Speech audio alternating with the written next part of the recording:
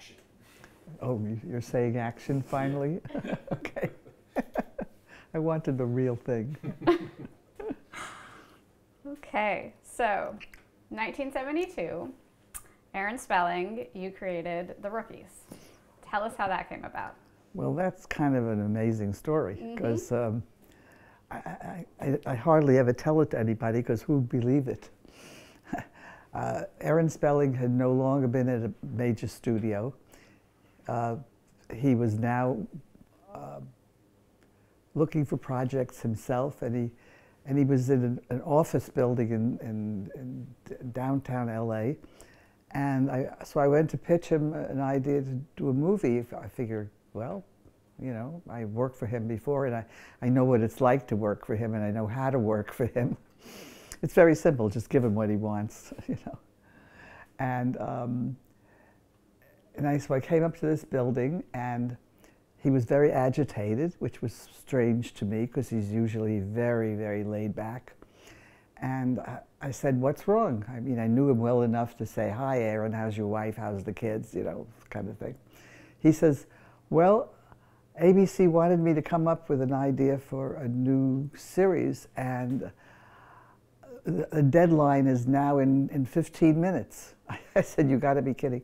He said, I've been trying to find an idea for months and months and months, and I couldn't come up with anything that they would accept.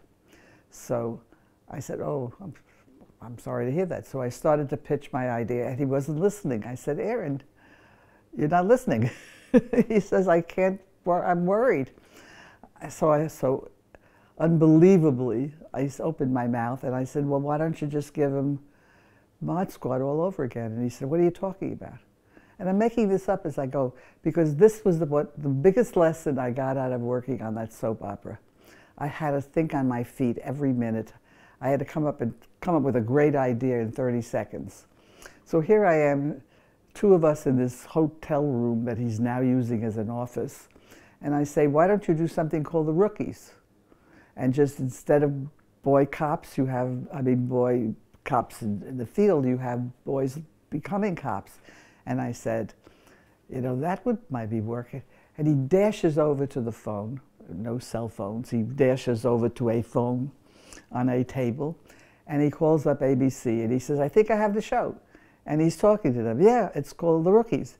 And he's pitching this, and I'm saying to him, yeah, it's the life of these guys and their girlfriends and their wives and what happens to them. And I'm throwing this out to him, and he's repeating every word I say.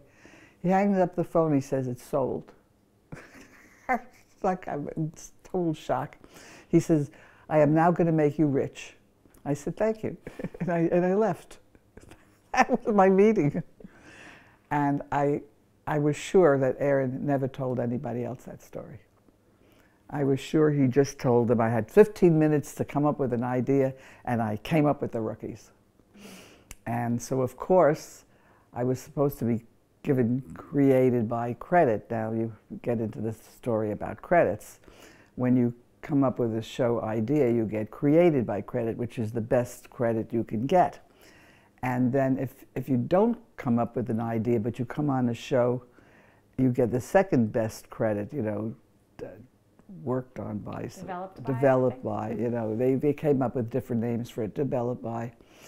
And so I had the created by thing, and I handed my script, and I don't hear, and I say to myself, boy, this sounds familiar.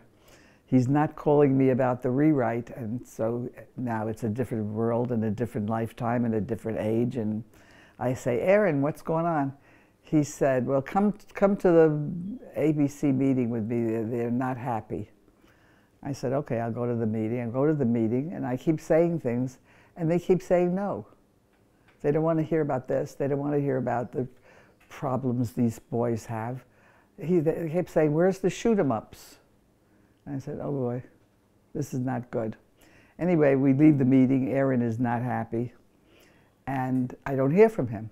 And I don't hear from him, and I don't hear from him. And he's avoiding my calls, and I know when he's avoiding my calls because I know Aaron did not like to do anything that was unpleasant. He used to have his secretaries fire people, you know. So I didn't want to bother him. And I wait, and then I read in the trades that there's a new writer who's now writing my show. And this writer, who is a very well-known writer. William Blinn? Oh yeah, Bill Blinn. He was a very good writer, very successful. He thought he was the original writer. He thought he was getting created by credit, and he was not very happy to find out that I existed before that. So he had to take Develop By, which was not as good, which was less money, less cachet. But that was Aaron doing an Aaron. He didn't even tell him the truth. He just said, I want to do a show and this is what I want it to be about. So I didn't go to the set. I didn't write any scripts. I didn't have anything more to do with it. I was not wanted. And the show was not very good. I'm not saying if I had done it, it would have been better. But I would say if Stephen Bochco did it, it would have been great. But it was terrible because it was shoot 'em ups. It was not about the lives of these young men and women who were hoping to become cops. So that was the end of Flamingo Road. I mean, that was the end of the Rookies. Were there any remnants of your ideas kind of left in that pilot episode? Not much. No. I don't think so. Just the title. But you got created by credit on I every got single created episode? by as long as it lasted, which was hardly 2 seasons. Okay. So it ended up with another 2-season show, Your one 2 way or years. another. So let's talk about a couple other of your TV movies as well. 1973, A Summer Without Boys.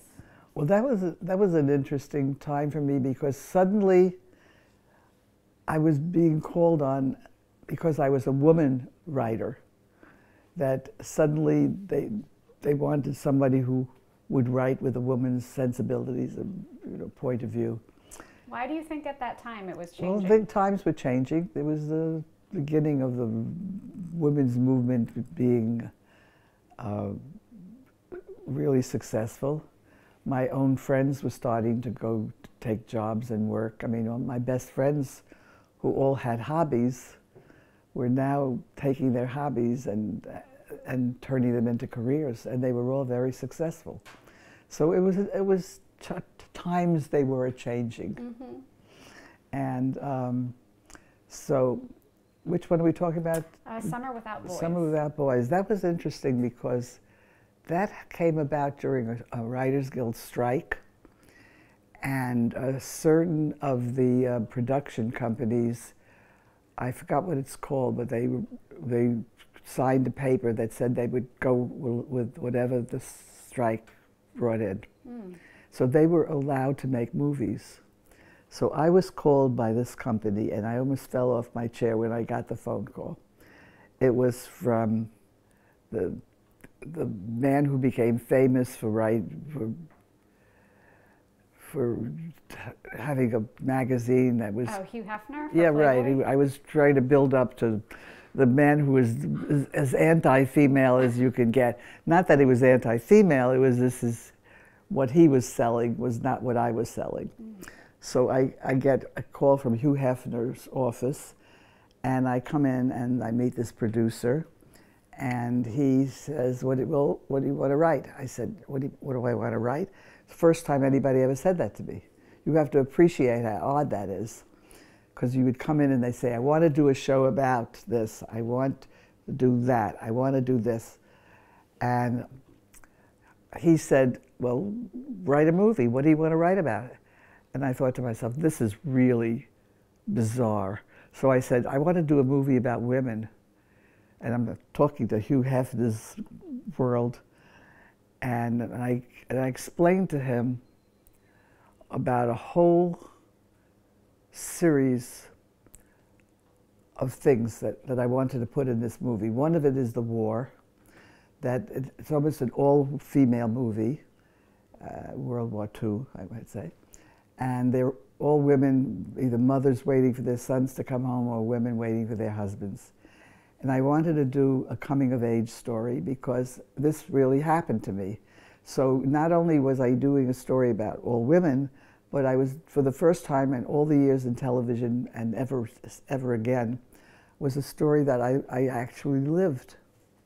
And it happened to me. It was because then I got into the next area of the fact that living in New York City in the summertime, it was so hot, the wives and mothers took their families and went to the mountains.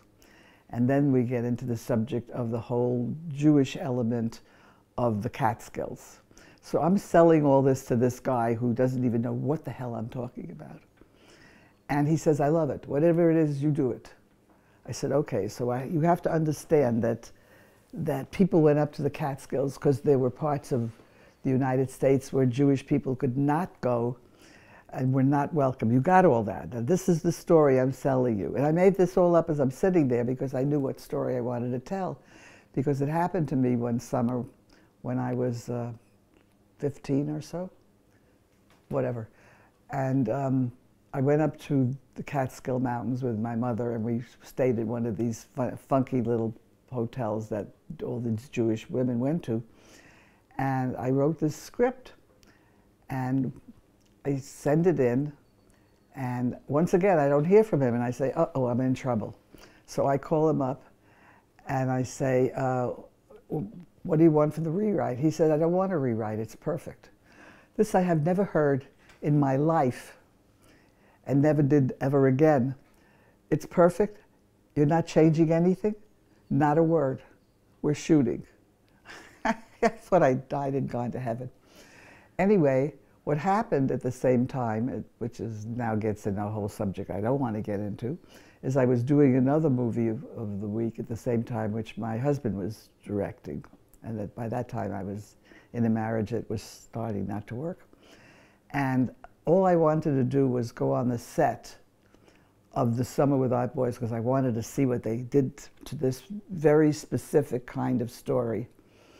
And he didn't let me go. He wanted me to stay on the set of this other movie we were doing, which was also a movie about a woman and kind of another coming-of-age story, a different kind. So I didn't see Summer Without Boys until it was done, and I had a fit when I saw the movie, because it could have looked like any place anywhere. It did not have any of the history of the Catskills. It was just a place people went that had rooms, and it was a hotel, and but the script worked because there was a story about these women who were waiting for the men to come home, and about a girl who there were no boys up there because the boys were all away at war, so that was The Summer Without Boys. And that there was one other girl there, my age, who was not a very nice person. I mean, she wanted to get in trouble, and she wanted to pick up sailors in the city and things like that. So it was a very interesting story. So the script worked, but the background had totally been whitewashed. They had no idea what I was talking about. They just went up to someplace at a resort. And meanwhile, I'm having trouble on the other show because I don't like the way it's being done. And so that was kind of an interesting time. Did you speak to anybody about the changes that had been made? It was a little late. The show was on the air already. I mean, I went to the screening before it went on the air. They weren't going to change anything. Mm-hmm. And I was not going to argue with Hugh Hefner. I did not really feel up to that kind of an argument, considering he let me do a show that was almost 99% women. And they were not, one of them had a cottontail on or a bikini. Did you have much direct interaction with him, or was it mainly through the other producer? Nothing. Nothing. I never saw anything. No dailies, nothing. But it was really very well made, mm-hmm. aside from the fact it missed the whole point of what the story's background was. And the other one wasn't doing so well, but for other reasons. So was that other one Message to My Daughter? Yeah, it was Message to My Daughter, which is a very long, involved story about how I got to write it, which will take 5 hours, so I don't think we should bother. It just didn't work very well. There was, there's a scene in it where one of the main characters, Janet, goes to have an abortion. Yes. Was there any pushback from the network or anything when they saw that? No. No? No, because I aborted the abortion. So right. I guess the Catholic Church was very happy with me. But at that time, what I was trying to talk about, again, I was dealing with issues that nobody was dealing with, and I didn't realize I was doing this. The fact of the abortion was done in such a horrible place, and it was so dangerous that she ran away because she was frightened. It didn't necessarily mean she wouldn't have gone through with it, but the fact was it didn't happen, so that was okay. No network problems. So were these just issues that you were seeing in the world around you, Yeah. that you were taking in? I was now able to write about things that were important. And nobody stopped me. And they said, okay, do it. And so I was coming in with these ideas that weren't being tackled, really. Wait till you get to the transgender one. I mean, my God, that was like unheard of. Well, let's talk about that. That's an episode of Medical Center that you wrote in 1975. Yeah. I got called to write a couple of those. They were also very, very smart people, the people running these shows. And they were into issues. Every one of their medical shows had an important issue. And I did 2 of them, and the second one I did for them I really loved. Because, again, I was able to do a woman's story about women who wanted to become surgeons. And at that time, men did not want women surgeons.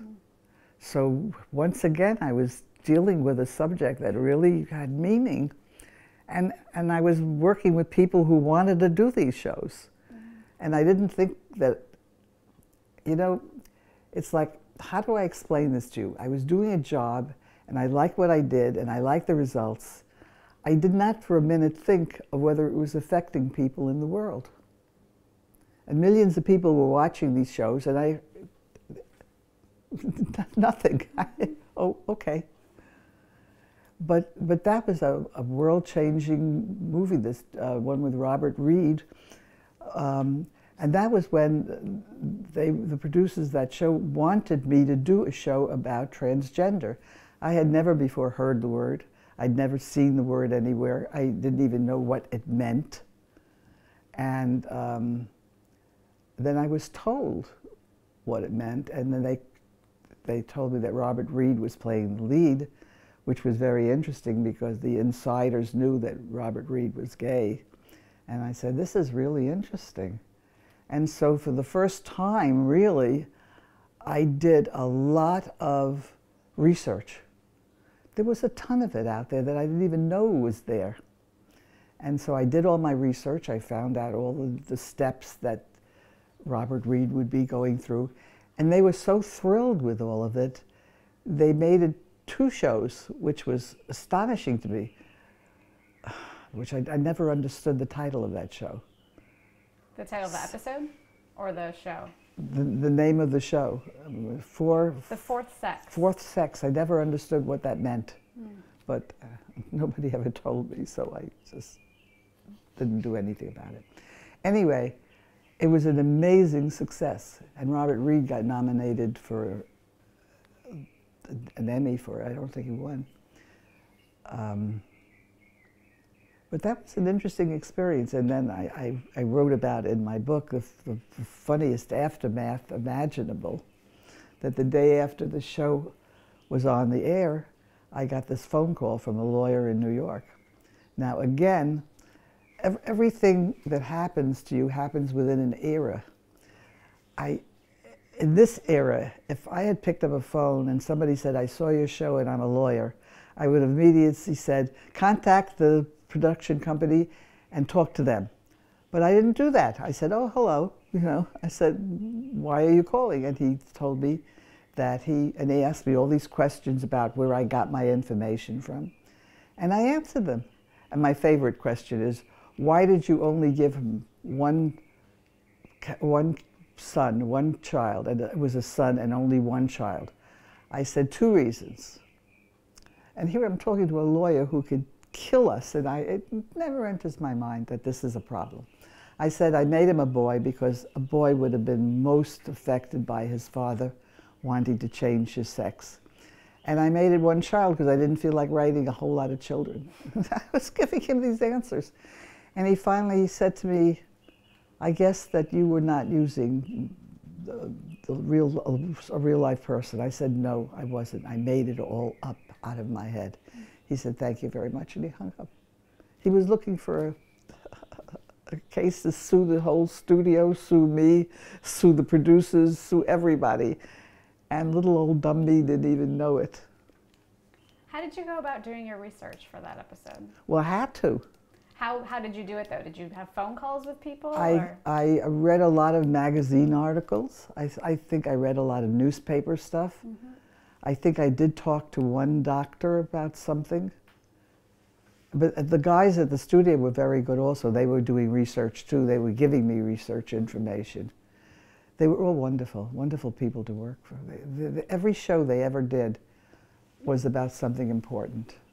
And that was a good experience. Did you get any response from the transgender community? No. And now suddenly transgender is the hottest word around, and they think they've invented invented it. What about the award you were going to get that you didn't get from the transgender community? Oh yeah, I was supposed to go for an award from. Many years later. Yeah, many years later, a whole group of people wanted to give me an award for that show, but I unfortunately got sick on the way to, and I never got to them or the award. Mm. But it was honoring the subject matter. It was honoring the and fact that I had been a pioneer in that subject. Mm-hmm. Who knew? Well, we have the record of it, so we know now. Yeah. One more TV movie that I'll mention, Torn Between Two Lovers in 1979, which you didn't actually write the teleplay for, but you could have. Yeah, right? I could have. I was hired to write it. And I had written the whole, quite a lot of producers didn't just want a talk story. They wanted you to give them pages. And they wanted in the pages beginnings, middles, and ends. So basically, what you were doing was figuring out the entire script. And that I had done, because that's what they had asked for. And then it came to be that a friend of mine really wanted to get into the business and wanted to work on the show, so I was able to get her to write it. It started her career, and I was very, very glad. So you're in a position then in the 1970s I was. be bringing people into the business. I was bringing them in, and I was bringing women in, and anybody who I thought was talented. Mm-hmm. But it's so funny because nowadays that would be meaningful, but then I just did it because nobody said not to do it. So. But if there weren't that many women in the field, I mean, that's significant that you Well, were by bringing... that time there were women in the field, but mm-hmm. I was getting the best of the jobs. I love that script about the women trying to be doctors. I mean, that was marvelous. Mm-hmm. So let's talk a little bit about 1976. You were offered an executive producer position on the CBS series Executive Suite. Oh, that's the one that they didn't know what to call me. They didn't really know supervising producer yet as a name. So this is before Flamingo This was Road before Flamingo in Road. 1980. So they called me executive. Oh, that was a real mess because they told me to save the show and then they did everything they could to ruin it.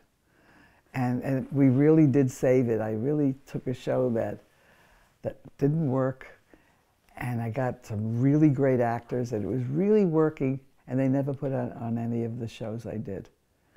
But that was more a typical kind of thing to happen to you in this business. I had so many successes of the things that I did that actually got put on the air. Mm-hmm. I mean, when I talked to my writer friends, I mean, there were tons of times that they didn't get their stuff done. So it was one of those. Yeah. What kind of things do you think the network did that prevented it from working? Well, they put me on against Monday Night Football. That was kiss of death. You don't ever want to be put against Monday Night Football. That killed it. It really did. And what was the show about? What was the premise? Oh, it was about, it was a book about working in an office. What the mistake the producers made on that show, that it was all about business. Mm. And so somebody, I might have even been me, I don't know. The thing we were selling was taking them out of the boardroom and into the bedroom. It could have been me, I'm not sure. But anyway, they never put the shows on. So you were trying to make it more of a nighttime soap? Yeah, well, I turned it into a nighttime soap. They were very hardly ever in the office. They were in the bedroom a lot. So let's talk a little bit about, we've mentioned with Flamingo Road, you were kind of the first female showrunner. You'd gotten the executive producer title on this show. At this point in the kind of late 70s, moving into early 1980, were there many female producers? There were more. Producers? There were some. Not a lot. Not a lot. And what do you think made a good producer? What I said before, that they wrote a script that the network really wanted to succeed, and Bochco proved it. By then, Bochco's shows were major mega hits, and it was because the original writer ran the show. What did you personally like about producing? I liked that you were always doing something different every day. That was really fun. One time, and the thing I did later on, it was the first day of shooting, and it was supposed to be taking place in 1941, and it was a dance, and they forgot to hire a choreographer. So they called up to my office because they were hysterical, and they said, "We have everybody here, and they're all in their dancing clothes, and what are we going to do? Nobody knows how to dance in 1941. These kids never even heard of 1941. So I went down and taught them how to do the Lindy Hop. And it was really fun. They just didn't know what it was I was doing. And they said, what do we do now? And you twirl us around. And by 15 minutes, they were all doing it because it was so easy. And the music was wonderful. So that was a real fun producer thing. Yeah. So do you think it's different skill sets for writing and producing? Sure. So but there's no reason why a writer can't be a producer. So what do you think it takes to be a good producer? Do you have to be particularly organized? And believe it or not, I was very organized in those days. Yes, you had to be organized. And it also had to do with the people you hired who were on the same page you were on. And you had to have working. The most important thing was working with people who liked each other, because that made a big difference. And every time I had my own show, that was true. Because I was on a couple of times in places where they hated each other, and I shall not name the show. And I just couldn't wait to get out of there because it was so toxic. So, and Stephen Bochco, again, I refer to him. He did the same thing. He used the same people, worked with the same people on all his shows. He used the same actors all the time. He was doing what I was doing in my little simplistic way, working with people he trusted, who he knew would do what he wanted. so you'd often hire some of the same people on your shows? Yeah, and I certainly could depend on my son. Yep. Right. Let's talk a little too about your writing process. We mentioned on The Doctors it was really fast-paced and you didn't really have time to outline or anything. That's right. When you had a little more time, what was your process? Well, the more time you had, the more time you had to rewrite, to think of what you were doing, the more time you had to layer and give more substance to what you were writing. I mean, that's again, what we talked about way earlier, the difference between movies and TV. That's why movies can be so much better than television, because they have so much more time to do it right. I think that's what it all boils down to. Did you like to write things out longhand beforehand, or did Well, you I started in typewriter? longhand, and then I had my little typewriter, my Royal, for years and years, and then I got a Selectric. Wow, that was exciting. And then somebody said there was a computer and I should learn that, and I didn't want to, so I fought that for a few years until I said, "What are you, an idiot?" So that was basically the way it worked for everybody. What about writer's block? What did you do when you got writer's block? No writer's block. No writer's block? No, you don't have writer's block in television. You don't cry in television. You don't have writer's block.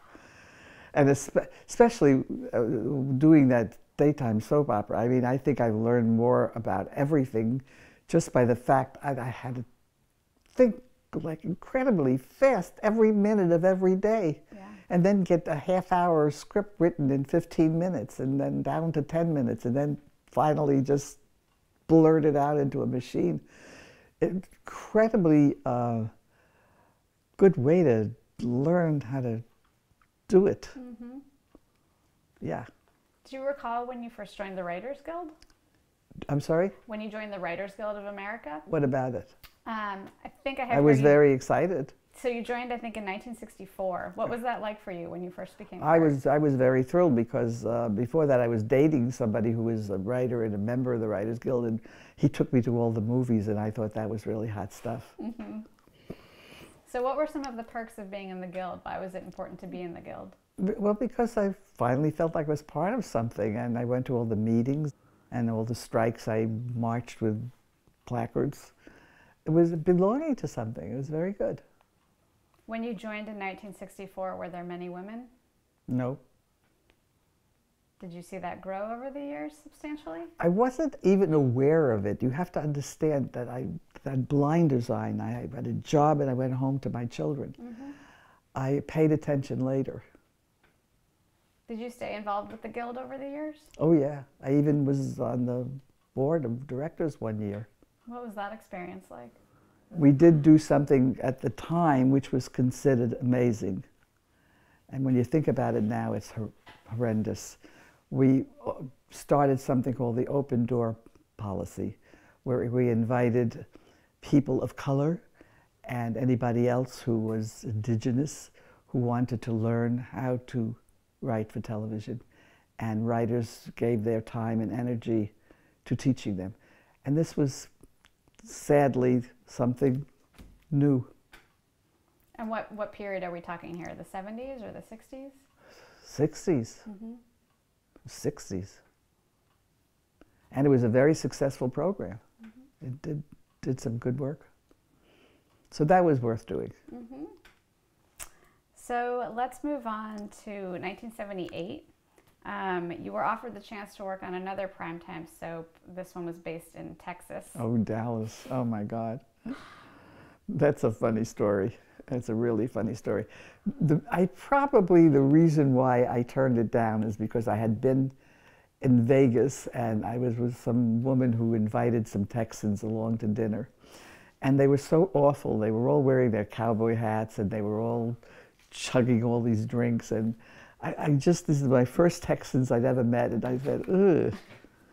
And then I come back and I'm offered this series. Now see, here's another kind of thing. This is what we want.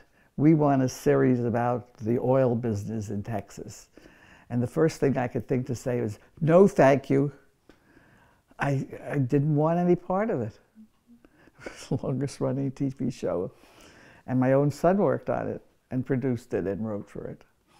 So that was Dallas, 1978. That was Dallas. Oh my God.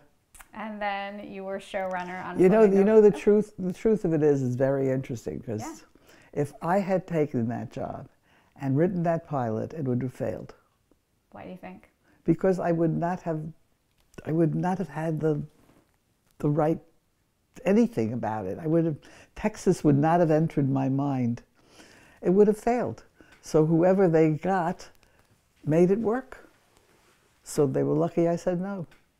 So the projects that you worked on then were ones that you had to feel passionate about, or yes. You had to know the spark? My women movies, yeah, mm-hmm. right. Mm-hmm. Right. So then 1980 you were showrunner on Flamingo Road. Right. That lasted for 2 years. Right.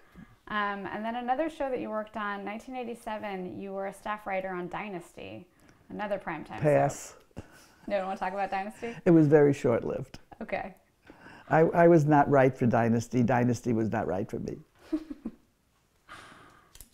Could you tell right away, though? Do you know right away when a project isn't working? Instantly. Yeah.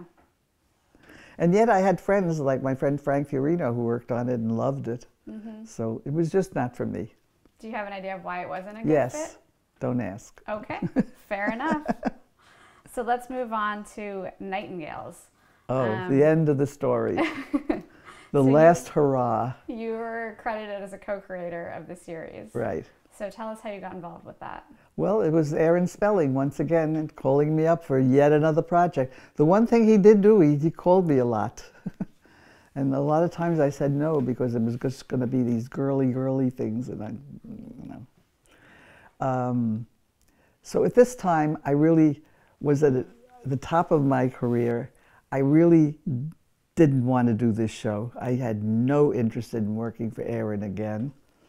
And I could just hear it, because I could hear it. He wanted to do a show about nurses, and instantly I knew Aaron's mindset.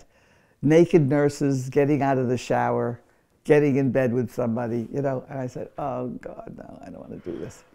But then I talked to two people, one of whom talked me into it, and I wanted to kill him for doing it. And I said the famous lines he keeps repeating to me, my friend Frank Fiorino. He said, you said it to me and I didn't believe you.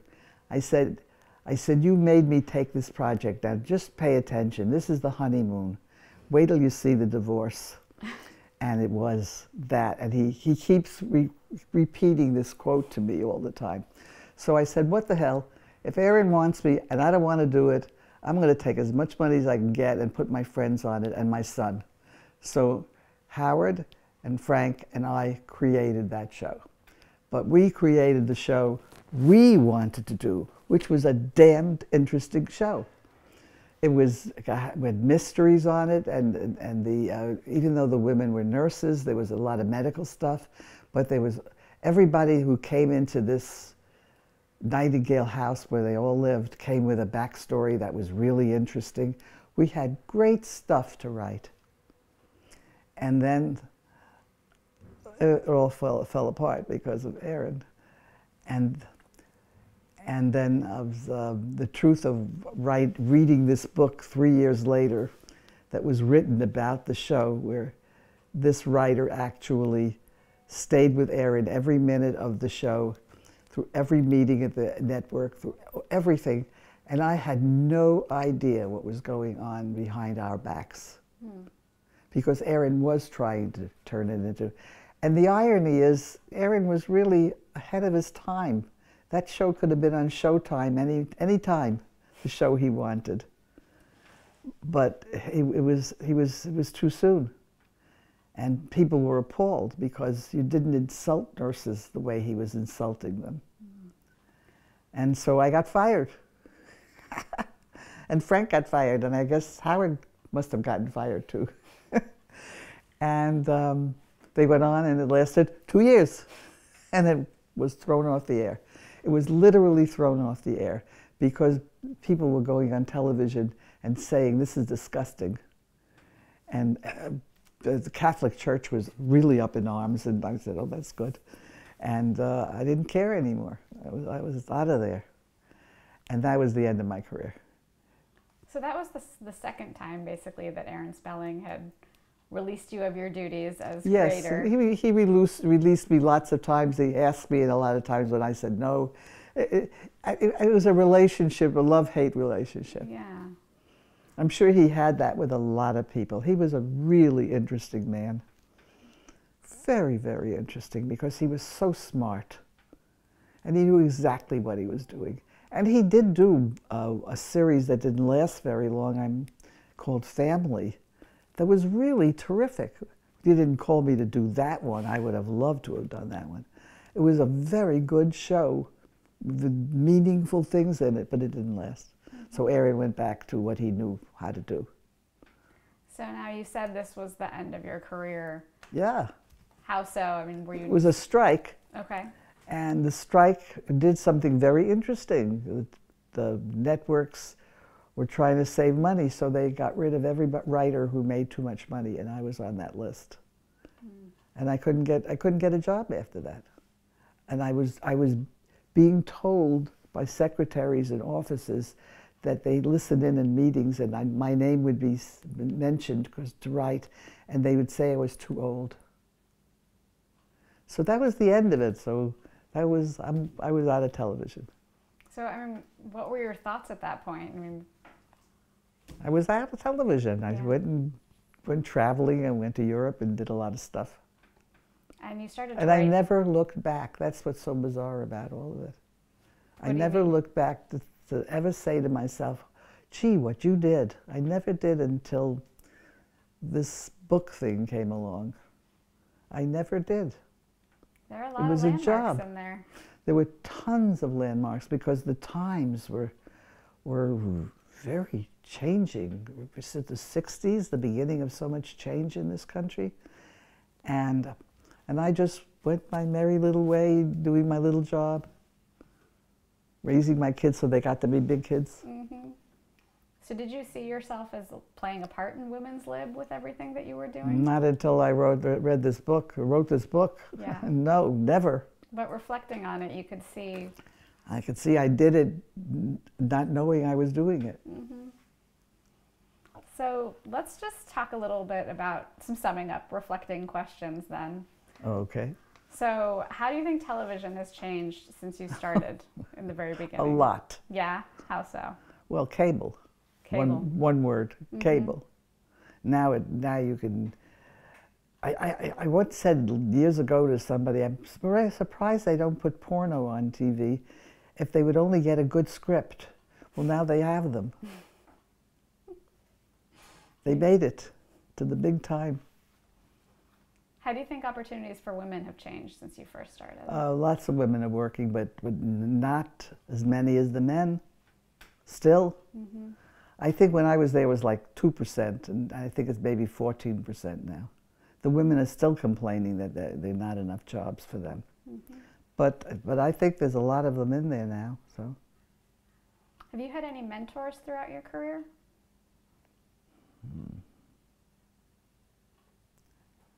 as a writer, I mentored a lot of people. I don't know who mentored me. Somebody must have. My father took me out to the racetrack a lot. That helped me learn a lot. I don't know who mentored me. Well, you were probably were you around a lot of men at the racetrack and in those scenarios? No, I think that I was mentored like people like David Victor, who were mentoring me on the job. I mean, because he taught me so much, because I didn't know what I was doing. You said you went through several drafts of your script Oh, with we him. just kept going over it and over it, and every time I went to see them, I learned something new. Mm-hmm. I think a lot of that actually was the men I worked for, who were very kind to me, because they all felt sorry for me. Are there others besides David Victor that you can think of? Paul Monash, very much so. He basically was just, I learned as I was going. Mm-hmm. But the men were always very nice. They were very kind. There was no stuff going on there. It was so funny. Somebody asked me something one day, and me and my big mouth, she said, well, you know how hard it is to become a woman writer now? You know what those men make you do now, how it become? I said, I really feel insulted. Nobody bothered me. They just let me work. It seems to have turned, I found that hard to believe that women were actually being treated the way they were in the 60s and 70s, but that's what I've heard. I don't know how true this is or not. Did you ever feel any discrimination? No. Because, yeah. No, they just thought I was so cute. So you've written novels in more recent years. Do you Yeah, have a preference between television writing and novel My writing? preference is definitely writing for television, because I love writing dialogue. Mm. But I did enjoy the series of books that I started. When I moved away from LA, then I started writing novels. Very nice. They're harder to write I thought, than TV. Why is that? Because TV, you just call up transportation. You don't have to write about a stupid car and what it looks like and what year it is and why it was there, and you know what I mean. So what advice would you give to someone who wants to get into television writing? I still have kind of a few students who keep coming back, and I tell them the same thing. Just keep doing it. What else are you going to do? I mean, you know, you'll either get lucky or you won't. What would you say is your proudest career achievement? My proudest achievement of what I wrote? In your career. So many of them I really liked. The Mod Squad I did, I really liked. I liked the transgender one I did. I liked the women doctors. I liked rewriting Death Takes a Holiday. That was really a hoot. There's a lot of things. I really got to do a lot of things that I actually like doing. Mm-hmm. So how can I complain? Do you have any career regrets? What any regrets about anything in your career? Yes. I would have done it entirely differently. I would have been aggressive, nasty, mean, taken my picture with a lot of movie stars, made myself famous. That's what I would have done if I could do it all over again, honestly. Are there moments you look back on where you wish you'd done things differently? Oh, yeah. Because I was really very naive and young. No, I would have gone in very differently if I was doing it now. Are there any programs that you're watching on television now that you're enjoying? Lots of them. But I'm going to try to remember the names of them. Are there particular genres that you like? Well, we just watched a series, Small Little White Lies. Big Little Lies. Big Little Lies. That was wonderful. The Night Before, what was it called? The Night Before? Oh, The Night Of was a series that was amazing. God, there's lots of them. Lost, when it was on, it was a great show. And Scandal, it's okay. Breaking Bad. Breaking Bad, I thought, was the best television show I'd ever seen. Television series. The best writing, absolute. I would watch an episode 2 or 3 times just to listen to the dialogue. It's my idea of the best writing on television, was Breaking Bad. But there's something else I really like now, and I'm trying to remember. Never mind. It's okay. So our final question then is, how would you like to be remembered? Oh, I would like to be remembered that I tried to do really good things in television and tried to help other people. And basically that's it. I would like to be remembered as having done some things that mattered, even though I didn't even know it at the time. Well, they absolutely mattered. I guess so. Thank you so much for sitting down with us today, Rita. Thank you. It's been a pleasure. You too. Thank you both, and my camera crew. You're welcome.